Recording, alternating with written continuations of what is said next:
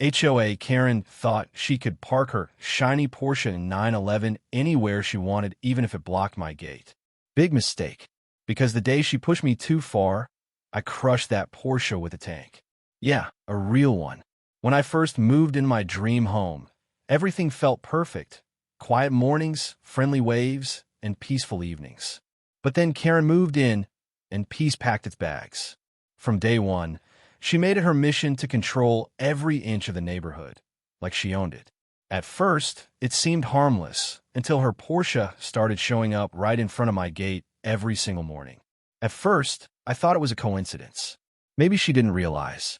But after the third, fourth, and fifth time, it was clear this was no accident.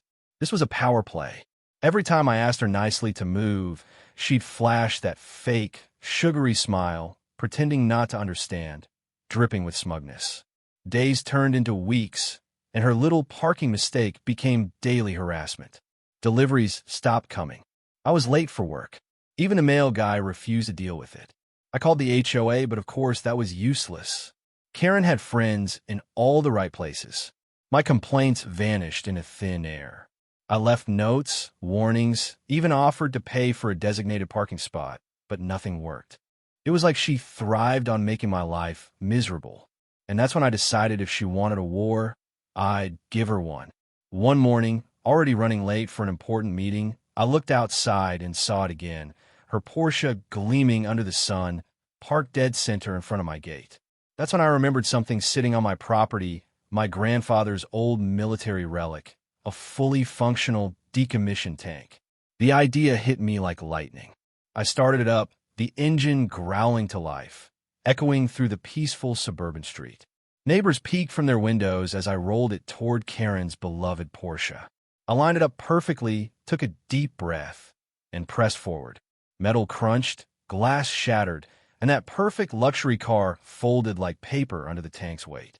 The Porsche emblem twisted into the dirt as Karen's scream pierced the air. By the time the cops and the HOA arrived, it was too late. Her pride and joy was nothing but flattened metal and broken glass.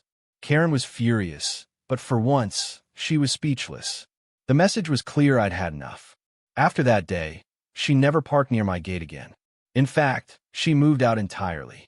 Sometimes, justice doesn't come from the HOA. Sometimes, it rolls in on tracks. If you enjoyed this story, smash that like button, drop a comment about your worst neighbor, and make sure to subscribe to Neighbor Wars HQ for more insane HOA and Karen stories. Because in this neighborhood, peace only comes after war.